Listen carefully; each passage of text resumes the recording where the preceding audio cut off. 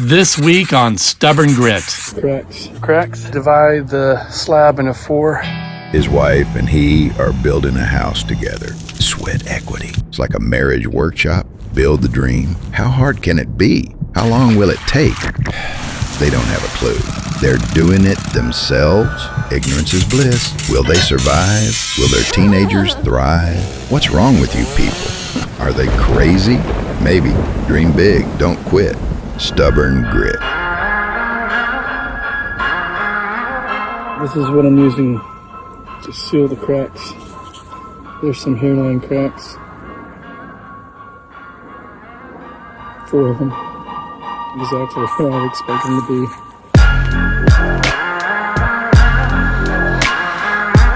be. We worked a very long time to prepare everything below the foundation, knowing that we were attempting a jointless concrete finish floor without the big commercial budget.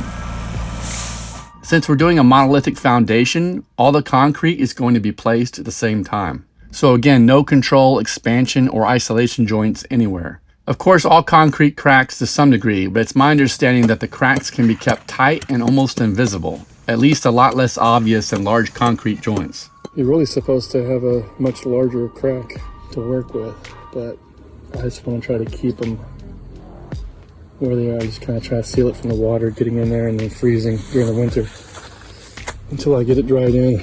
And also I'm going to put it around the brackets to keep any water infiltration around the bottoms of the brackets.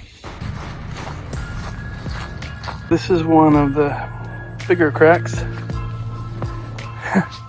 which is pretty much non-existent. It's a hairline crack, and there are 4 of these.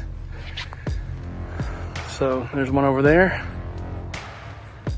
there's one directly across there, and there's one there. So we divide the slab into 4 quadrants, and in each of those spots we have this shrinkage crack, what I believe to be a shrinkage crack. Very, very minor. And I'm just going to try to, really, do I need to do anything at this point? Probably not. I don't want to risk any issues, so I'm going to clean this out a little bit, put a little bit of caulk in it. Here I am on the opposite side. There's another one here.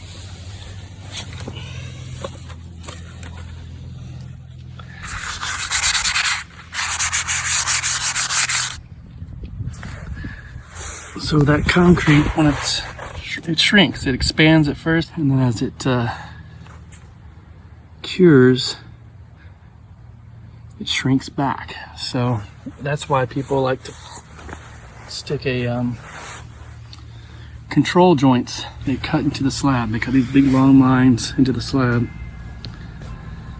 with the idea that they hope to relieve that pressure as it shrinks, where it wants to rip apart, to try to have the cracks happen in those areas. So it has to be done at the right time and to the right depth to have a chance of catching it, but there's no real guarantee that you'll get it in that crack. It makes perfect sense. If it's done right, it should work.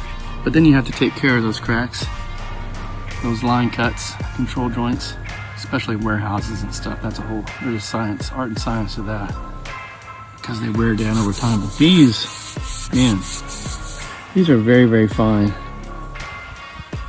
hairline cracks. There's no differential.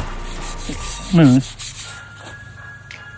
And they're all in the exact spot you'd estimate you need a control joint. I think that's pretty good.